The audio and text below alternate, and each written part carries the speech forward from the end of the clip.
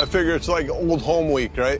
We came back home because we never finished this. We could put some potential caissons on here just so we all know what is possible. Not quite. We were close. In a way, we know what we're looking for. We're definitely looking for more pieces than what we found earlier. I mean, clearly that was one of the more interesting areas that we've drilled into in the money pit. For more than 2 centuries, Oak Island has held onto its secrets: silent tunnels, hidden chambers, whispered legends of Templars, pirates, and royal treasure. But today, the mystery has taken a shocking turn. Just days ago, Rick Lagina and his expert team confirmed laboratory test results revealing artifacts valued at over $78 million. Yes, you heard that right. This isn't rumor. This is scientific confirmation. These relics weren't just dug up. They were analyzed by specialists who validated their age, purity, and connection to a much older world than historians ever expected. Imagine touching gold and metalwork that may have crossed oceans centuries before Columbus. Imagine manuscripts, symbols, or rare alloys hidden beneath layers of stone, waiting for Rick and his crew to bring them into the light. As the report spreads across the archaeological community, new questions rise. Who placed these priceless artifacts on Oak Island? Were they Templar relics, pirate treasure, royal secrets smuggled across the Atlantic? And why were they buried so deep? Stick with us, because what comes next could completely rewrite Oak Island history. But first, tap that subscribe button once more before we dig deeper. Let's uncover the truth together. The story begins quietly, years before any cameras arrived, when Oak Island felt like more myth than land. Around 2018, after a violent Atlantic storm struck Smith's Cove, fishermen reported seeing a strange metallic shimmer beneath the torn-up shoreline, a sight too vivid to dismiss.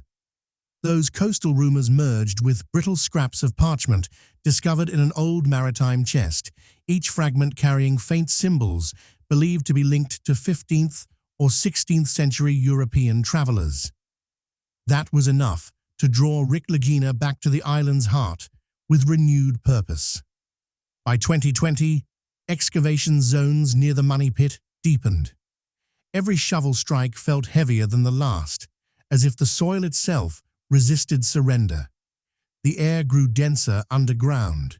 Humidity rose nearly 22% compared to surface readings. Survey logs recorded unusual magnetic interference, small but persistent ripples that disrupted handheld instruments. Even the ground seemed to pulse beneath Rick's boots, like a 1,000-year heartbeat buried inside the clay. More than treasure, something intangible stirred, an unspoken message carried across time.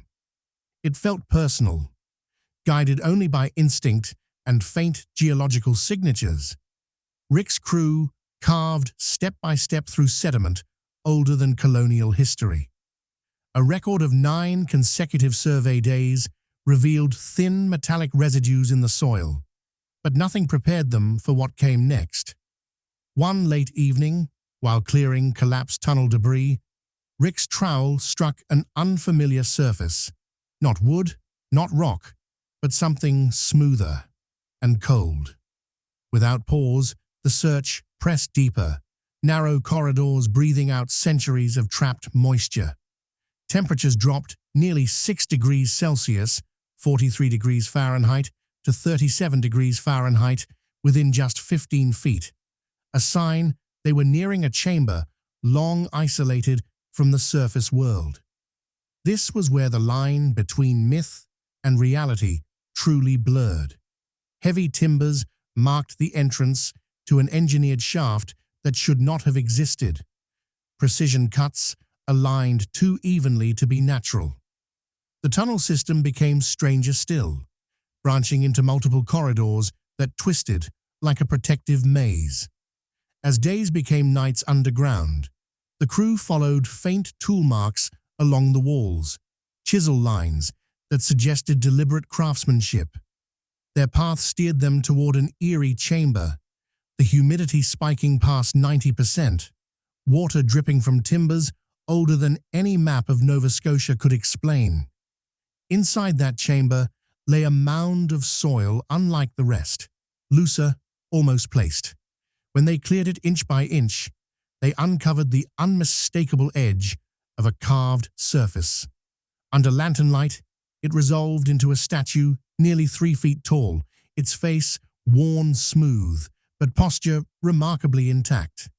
The figure seemed to guard a cluster of dull, mud-coated objects beneath it. With delicate brushes and vacuums, the crew extracted a sealed stone box containing fragments of worked metal, surprisingly dense, almost certainly precious. The statue's base bore faint engravings, crossed lines, intersecting circles, maybe a map, or maybe a warning. No one spoke. Rick simply pressed his palm to the cold surface and felt for a moment that whoever placed it here wanted it found, but not easily. Still, the team did not stop. The chamber's floor hinted at more depth, and instruments signaled another cavity below. With slow hands, they prepared to descend farther, not knowing that this single statue was only the beginning of the greatest discovery Oak Island had ever guarded. By early 2021, the excavation beneath Oak Island had progressed past the familiar structures, reaching depths no modern team had ever documented. Every foot down told a different story.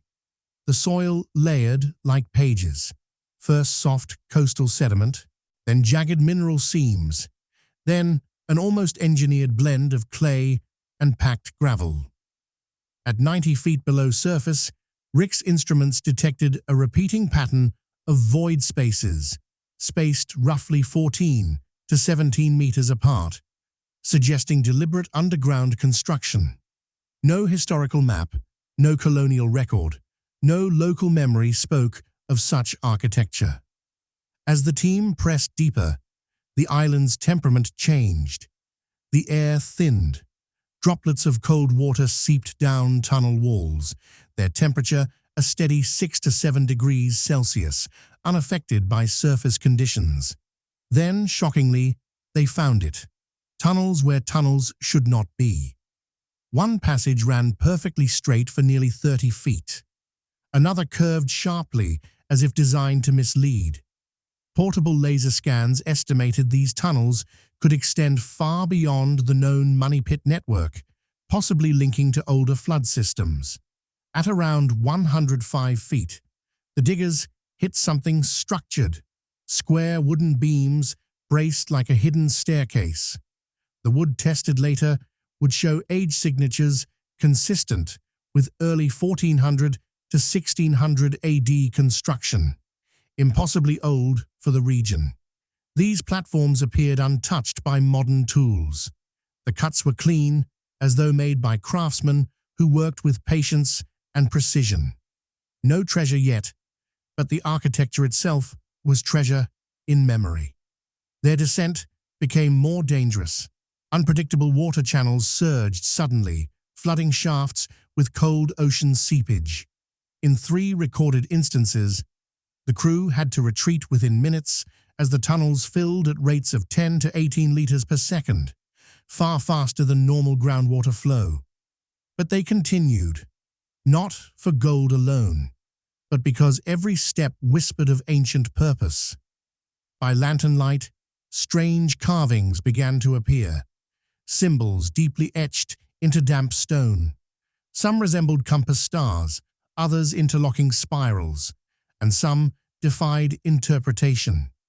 Metallurgical readings detected traces of silver and a bronze-like alloy embedded in the walls, as though something metallic had been dragged or stored here long ago. Rick noticed the fragments caught the light differently from natural minerals, too deliberately shaped to be accidental. Each piece was catalogued, sealed, and secured with meticulous care.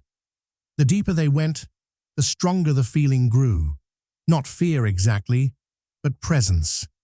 A quiet, invisible insistence that there was something waiting ahead. At 112 feet, a collapse forced the crew to clear rubble for nearly 9 hours. Beneath the debris, they found a narrow shaft plunging further into darkness. Slowly, carefully, they reinforced the entry with timber braces.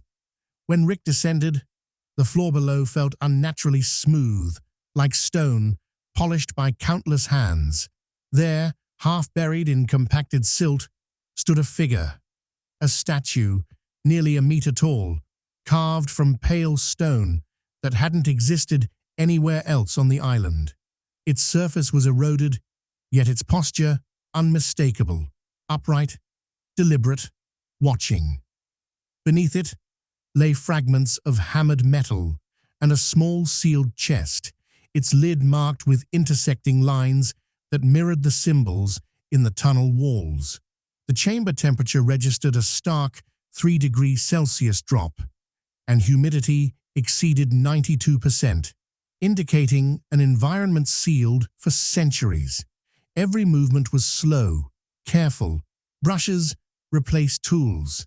The chest was lifted, the statue secured, every angle documented. When the chamber floor was tested, ground-penetrating scans showed another void beneath, even deeper, so the journey did not stop. With the statue behind them and the promise of greater depths ahead, they prepared to continue downward into a darkness older than any recorded memory, toward the next revelation hidden below the island's ancient heart. By mid-2022, after weeks of careful tunneling beneath the statue chamber, the crew arrived at a thin ribbon of packed clay that resisted every tool, as if guarding whatever lay beneath. GPR readings showed a dense cluster less than 40 centimeters below the surface, far too symmetrical to be natural. The team switched to brushes, slowly scraping, centimeter by centimeter, until a corner of crafted metal emerged, faintly gleaming under their headlamps. It was small, barely the size of a palm, yet unmistakably deliberate.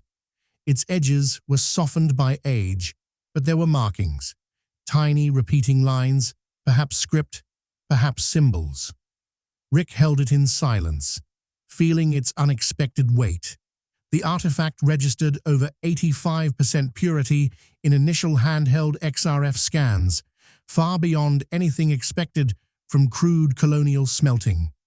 Soon after, the clay gave way further, and more objects surfaced. Several coins appeared first, thin, irregular discs of hammered gold, their faces worn nearly smooth. Yet on 2 of them, partial emblems survived, a crowned crest and a star-shaped cross.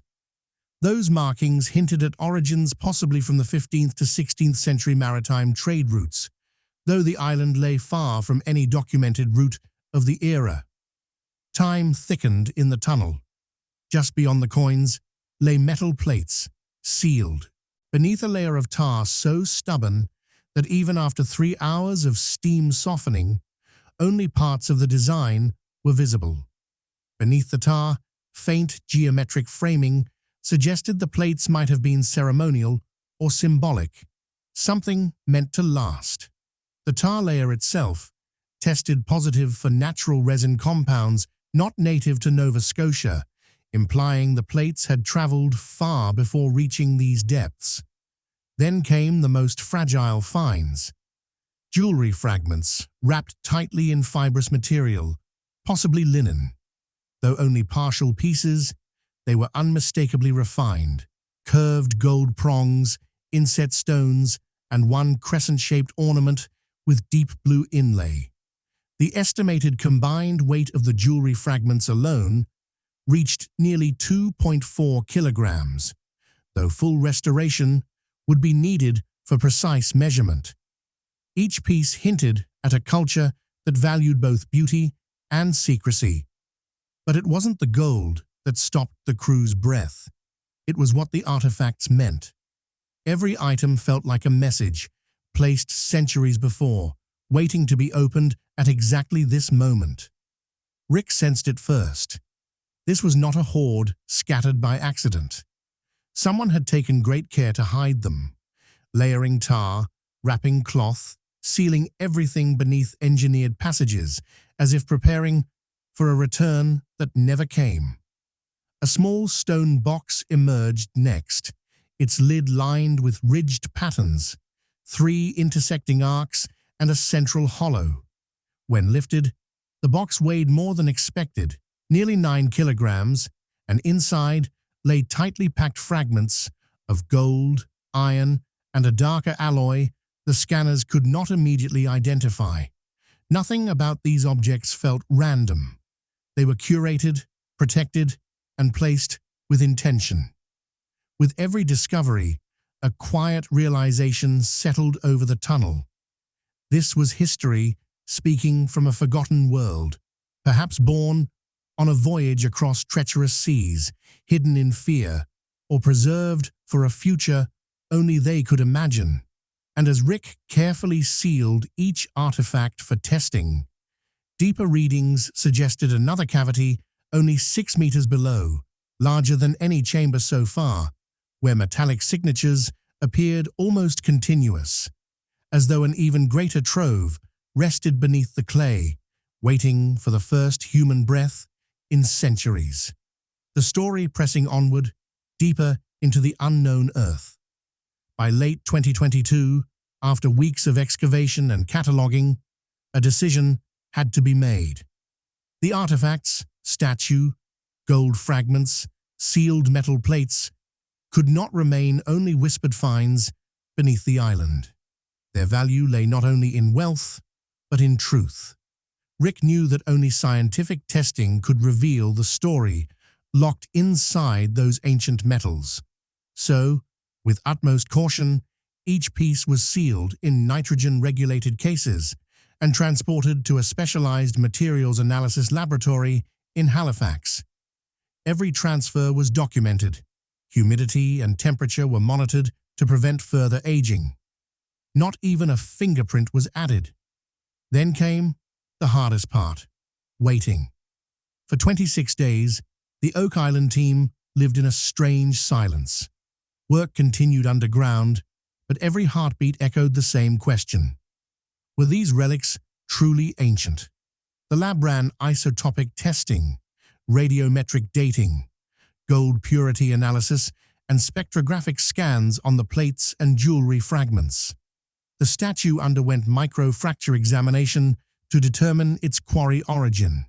Even the tar layers were tested, revealing traces of resin compounds consistent with Mediterranean sources. Unofficial whispers filtered back first. Purity levels above 83 to 92%. Stone dating estimates aligned between 1450 to 1650 CE, and trace alloys matching Old World metallurgy. Still, they waited for official confirmation. When the sealed envelope finally arrived, the room hushed.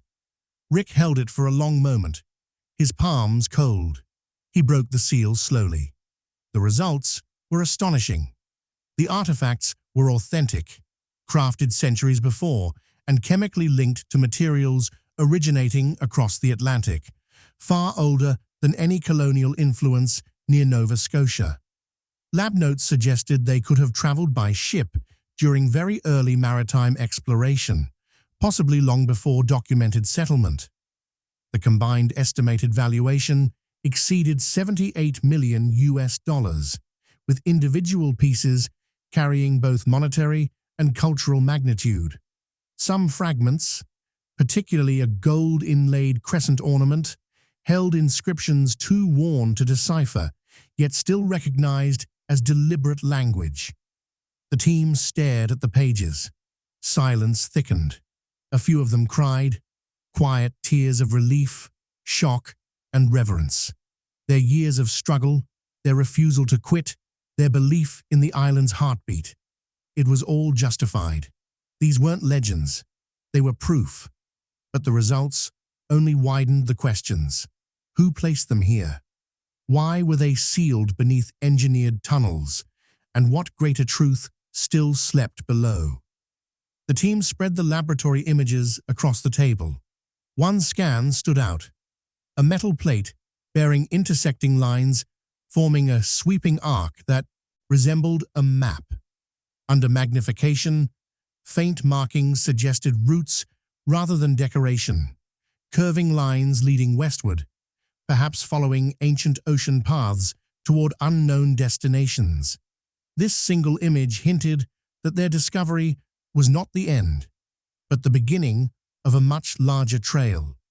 With the confirmation locked safely away, Rick returned to the tunnels with a renewed resolve. The data from the lab indicated that the greatest concentration of metallic signatures lay deeper still, just beyond the cavity scanned at 6 meters below the original treasure point. Their instruments showed conductive readings clustering like a buried cache. If the first chamber held jewels and plates, they simply prepared to descend again, their lights cutting into the untouched dark where the next chapter waited, silent, patient, and heavier than gold. By early 2023, the confirmation of ancient treasures valued at more than $78 million transformed Oak Island from a quiet mystery into the center of global fascination. The news spread across academic circles first. Archaeologists studied the lab images with disbelief. Specialists in transatlantic voyages cross-checked historical logs, searching for clues that might align with the metal plates and jewelry fragments. The purity percentages, inscriptions, and Mediterranean-linked resins only fueled the frenzy. Within days, the island's visitor interest rose by over 220%, and inquiries from international archives flooded in. Some historians sought answers about rumored voyages before the age of discovery. Others came hoping to solve silence left in forgotten manuscripts. Treasure hunters arrived too, eyes gleaming, imaginations running wild at the thought of more chambers hidden beneath the clay. But not everyone came for glitter. Some traveled thousands of miles, only to stand on soil where history had spoken again. A professor from Spain held the metal plate images and whispered that they resembled navigation marks from secret routes once whispered among explorers who never returned. A team of researchers from Italy claimed to recognize the crescent inlay pattern on one of the jewelry fragments, possibly linked to relics smuggled out during upheavals in the Mediterranean. Meanwhile, Rick remained unshaken. He stood in the center of it all, the cameras, the boats, the researchers, and never lost sight of what mattered. These artifacts were not trophies. They were voices. They carried centuries of weight. They were stitched with intention. Rick believed they were never meant for museums alone, but to reveal a story no book had dared to tell. Every artifact, every coin, plate, and fragment seemed to offer a piece of a larger puzzle. The statue carved from pale stone, the tar-sealed metal sheets with faint arcs, the layered engravings that hinted at travel far beyond known borders, all suggested a chapter of humanity erased from recorded memory. Theories rose like tides, secret voyages that vanished, exiled scholars fleeing kingdoms, protectors hiding sacred knowledge. Each possibility felt heavier than gold, yet what emerged strongest was this. Oak Island had never been a myth. It had simply waited for the right hands. As researchers traced symbols from the metal fragments, they found patterns that aligned with star paths used for ancient navigation. When mapped digitally, the arcs converged westward, toward an uncharted point far across the Atlantic. That single alignment raised the probability of an intentional transoceanic route to nearly 67%, according to early mathematical modeling. The island seemed alive now, breathing through every discovery. Each new visitor left with the sense that this land was more than earth.